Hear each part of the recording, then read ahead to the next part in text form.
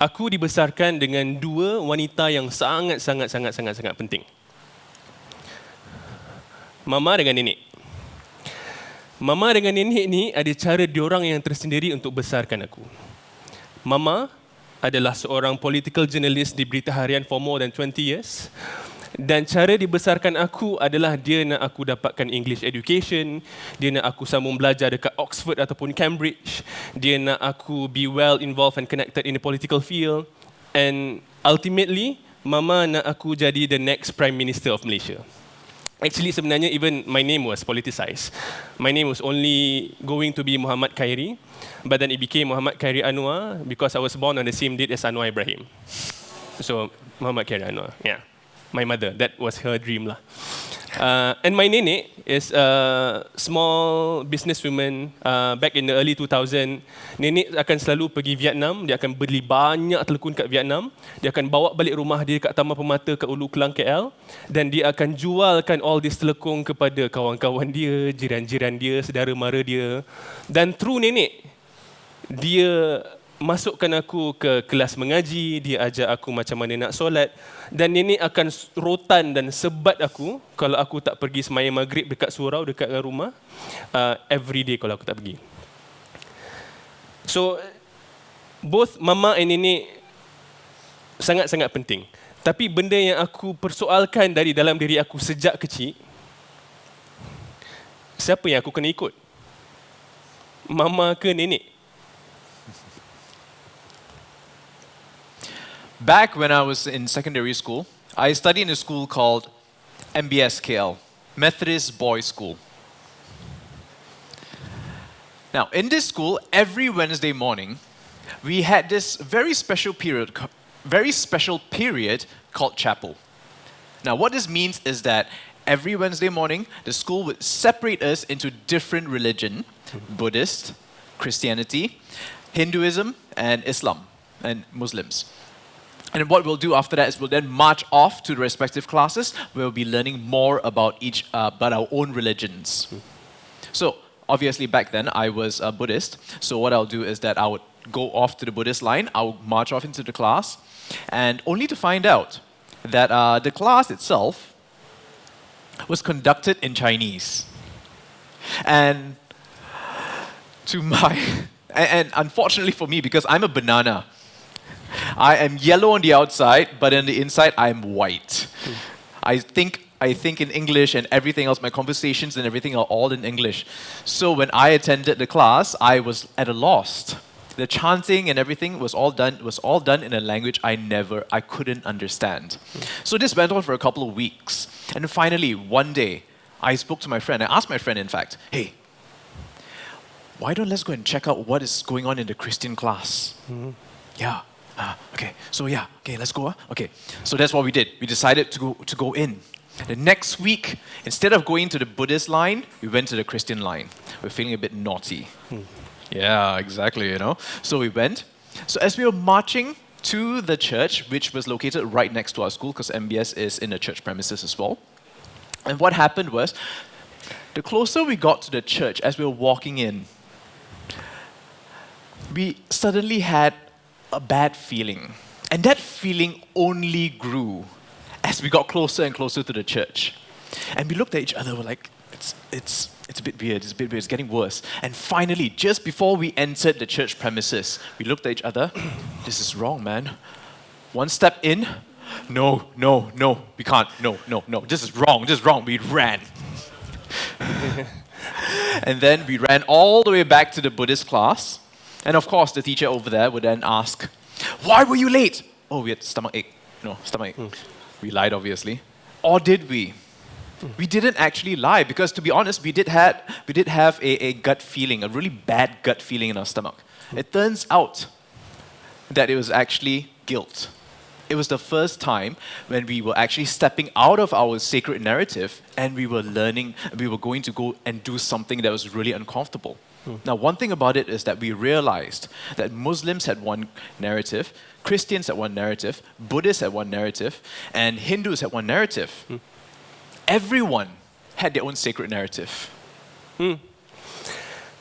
Benda yang korang kena tahu pasal mama dengan nenek adalah Mama dengan nenek ni, dia tak boleh ada dalam bilik yang sama for more than 2 hours. Tak boleh. Sebab dia orang akan gaduh. Confirm gaduh. So, masa dia orang besarkan aku, dia orang banyak bertelagah pasal, oh, abang kena pergi Oxford lah, abang kena pergi Al-Azhar Mesir lah, abang kena jadi Prime Minister, abang kena jadi imam dekat Masjid Negara. It's all that. So, again, my question still remains, which sacred narrative should I choose and should I follow? Mama ke nenek? Ada satu cerita ni, nenek daftarkan aku dekat kelas tahfiz dalam Masjid Negara. I did, tak percaya kan? And I went. But for 2 months, aku belajar, mama masuk ke Masjid Negara tu, dia keluarkan aku daripada program tersebut. Sebab mama disagree dengan keputusan nenek untuk aku berada dalam kelas tahfiz tersebut.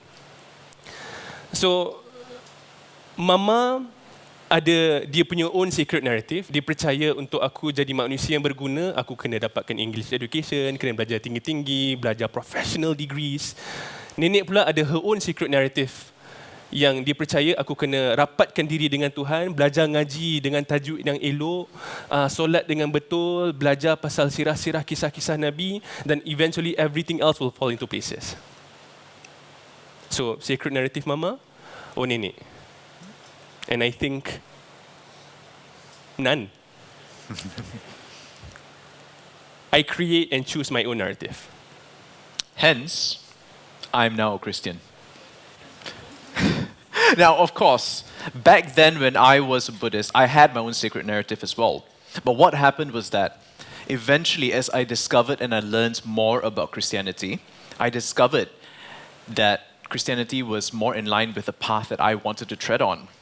And so eventually, I accepted that, and that became my new sacred narrative. Now, our narrative, our story, our beliefs are actually made out with how we live our lives, are actually made out of what do we do, who do we speak to, and there's a lot of other variable factors involved as well. Now, let me just give you an example in this. A lot of people would assume, just because my family was a Christian, my parents were Christians, therefore I should be a Christian. But, as I've said before, my family was different. I wasn't born into a Christian family. My parents are not Christians. In fact, up until this point in time, only myself and my mom are Christians. My other family members are still Buddhists. Okay, it goes much deeper than that. It's not as simple as the narrative as it sounds. Okay, there's a lot of different factors involved that actually makes us question all these things. So, for example, where do we eat? Who do we talk to? Where do we go to school? Where do we socialize? And especially, one of the most prominent things is that during the dinner table, what do we talk about? Are we the type of family that actually allows a conversation of curiosity? Are we allowed to ask questions to things that we don't know about? Or are we those type of family that actually shuts down these curiosity or all these questions, and in fact, we just eat in silence? So if that happens, what happens then? Do we then stop being curious? No. We actually go on this journey where we search for answers. We talk to strangers, we talk to friends, we talk to relatives, or if we're shy, we're not very sociable, what do? We go to the internet, we start Googling. Or even a cheat sheet. We watch YouTube videos about it. Kita sebagai manusia ni, kita in general, kita ni sangat-sangat curious and inquisitive. Hari-hari, ataupun kalau bukan hari-hari, minggu ataupun tahun, kita akan ada soalan-soalan yang pop up dalam kepala kita. Okay? And then that is what stories do to us. What is secret narrative? Secret narrative is a story that we tell ourselves about who we are, where we come from, what we believe in, and what gives our lives meaning.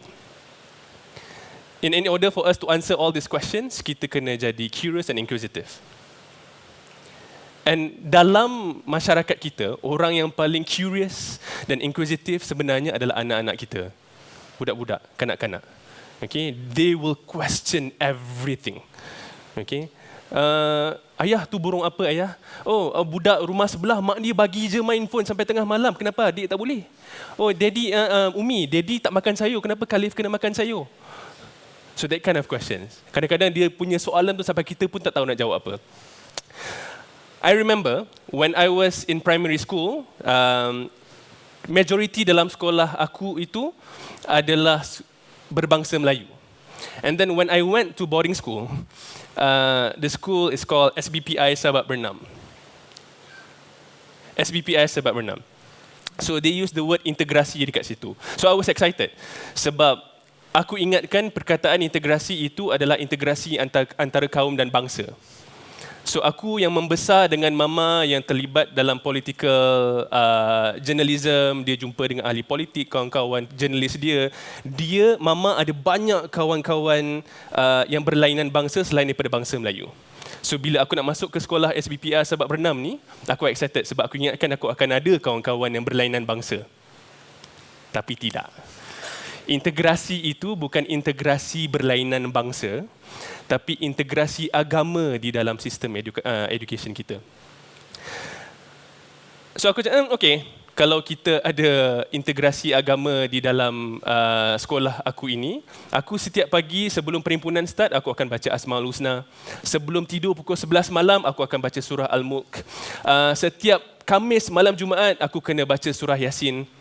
So that was my routine for the next 5 years in boarding school. So di dalam sekolah agama ini, integrasi agama ini, aku ingatkan, okeylah, semua pelajar dan guru-guru akan hidup berteraskan dan berlandaskan agama Islam yang suci lagi murni. Tapi tidak juga. So normally in any boarding school, in any sekolah yang ada asrama, ada banyak isu-isu dan kes-kes disiplin. Terutamanya bully. Okay. Masa umur aku 14 tahun, mama bagi aku my first digital camera yang aku bawa pergi masuk sekolah. So this is a journey that I will never forget because this is a journey that made me into wanting to become a filmmaker. So I got my first digital camera, the one where you press on and then the lens will come out. It's very old. And then at 14-year-old, I brought the camera to school. And then I asked my friend, let's do our first short film. Oh, short film pasal apa ni? Kita nak buat pasal apa? And then aku terfikir, buat pasal bully lah sebab korang kan kena bully. Masa aku umur 14 tahun, aku dah tinggi dah. So sini-sini tak bully aku. And I didn't realise that. Tapi bila aku tengok kawan-kawan aku kena bully, and rupanya after dah 10-15 years dah keluar sekolah, I realised that the reason kenapa aku buat short film pasal bully ni sebab bully tu affect aku. Dan selepas aku buat my very first short film with this old digital camera, selepas itu aku terus berniat pasang hati untuk jadi seorang penggiat filem.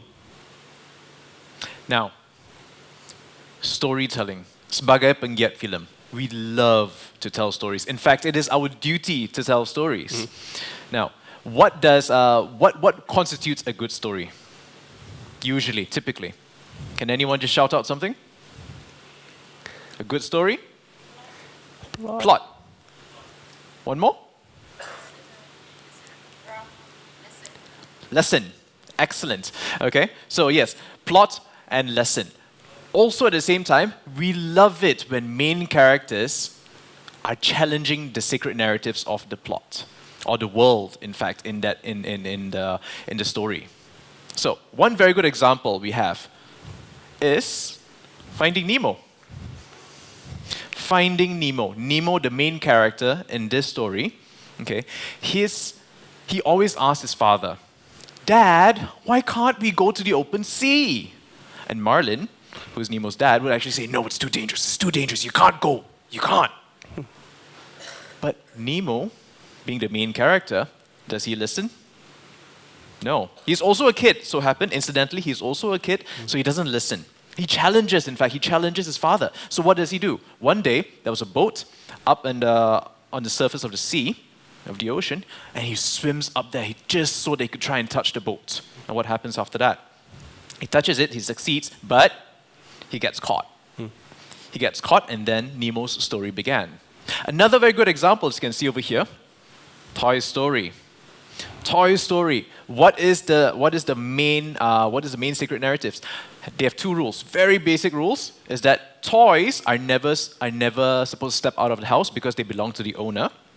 And number two is that the toys can never be caught moving, or they cannot be seen moving, because they're supposed to be dead. They're not supposed to be alive. But how many Toy Stories do we have now? How many? 4? 5? I think they're making the 5th one now.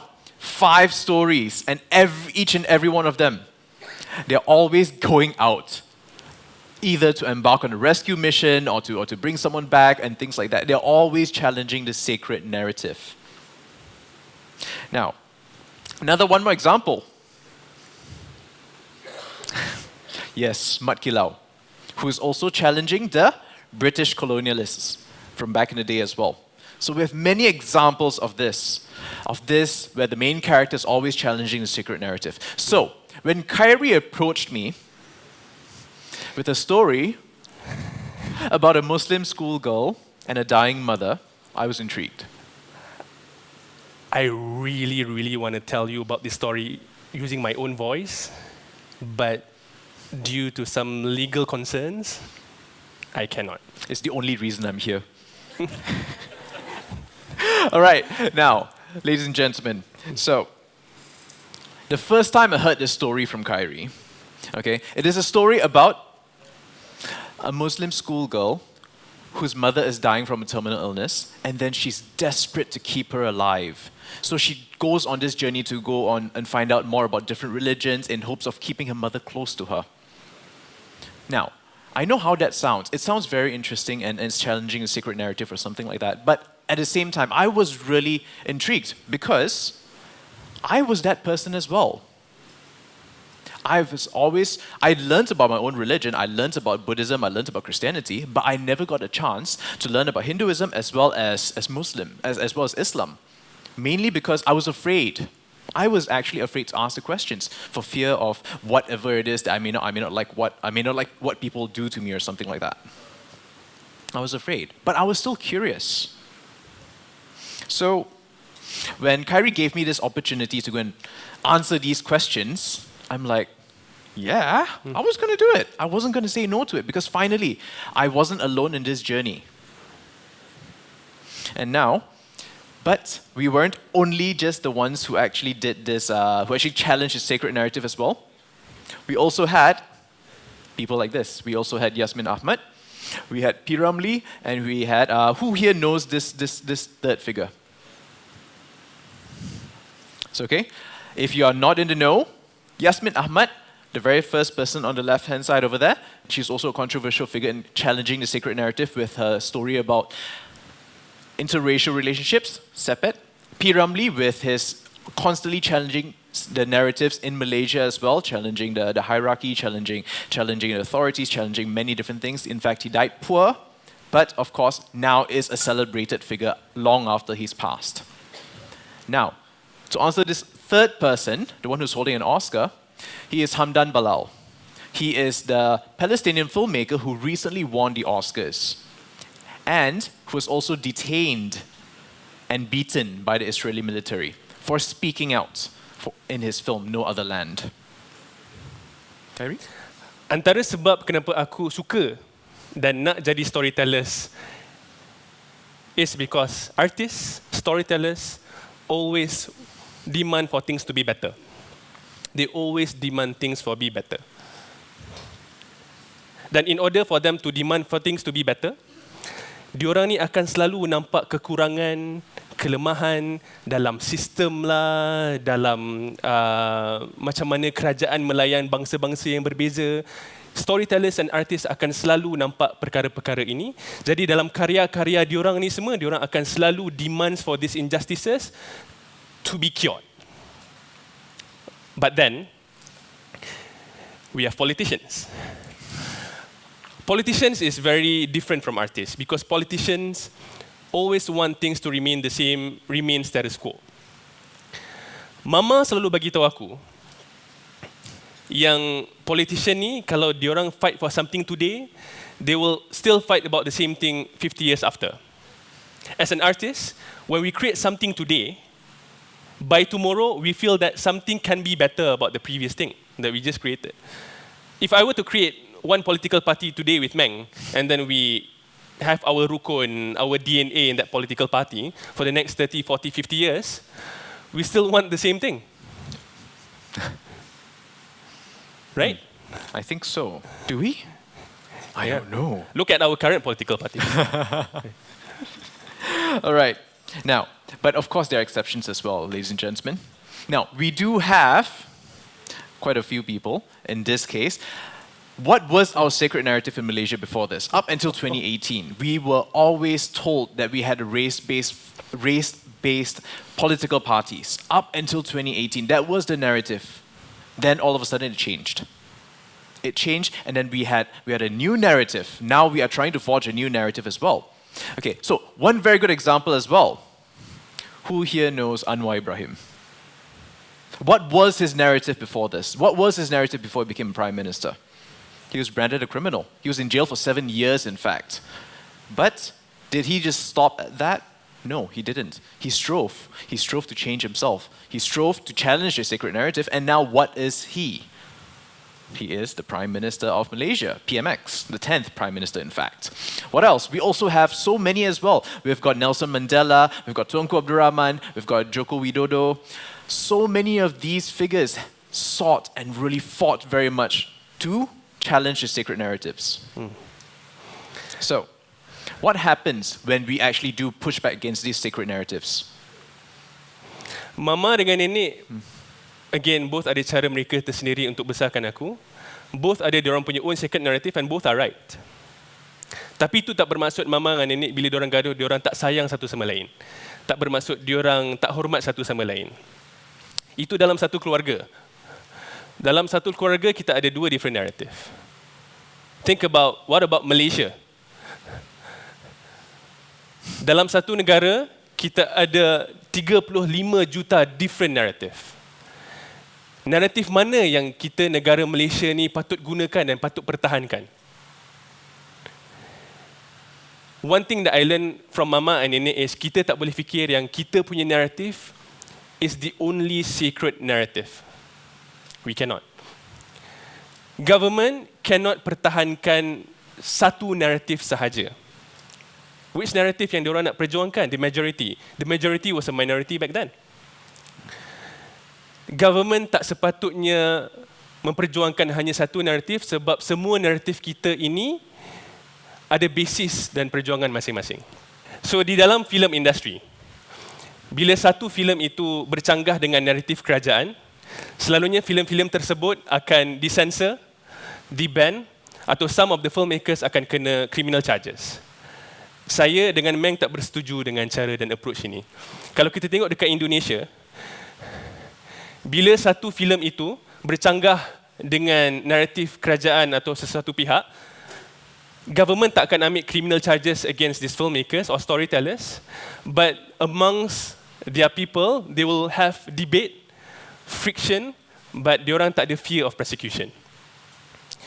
I think if in Malaysia, kerajaan, society, people were to be respectful of other people's sacred narrative, we will progress to be a better country. Now, there's actually nothing wrong with listening to a conflicting narrative. In fact, I think it is very normal for us to have different conflicting narratives. What is most important is actually accepting the narratives, even if, for example, Khairi and myself, the official narrative right now in Malaysia is that both of us shouldn't even be friends. We should be sticking to our own kind. We shouldn't even be getting to know each other. But we're not. Right. We are actually going against them. We are actually accepting it, and we may disagree with each other, but we're still friends. We can agree to disagree. And the one thing that you guys and everyone need to realize is narrative is actually a journey. You cannot have a narrative when you're born and stick to it. Kalau kita sentiasa belajar, sentiasa peka, sentiasa ambil tahu tentang naratif orang lain, bangsa lain, negara lain, community lain, kita akan always update our narrative to be a better one.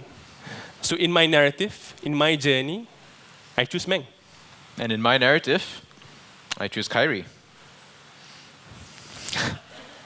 Accident, happy accident. Yes. Thank you, everyone. Thank you. Thank you.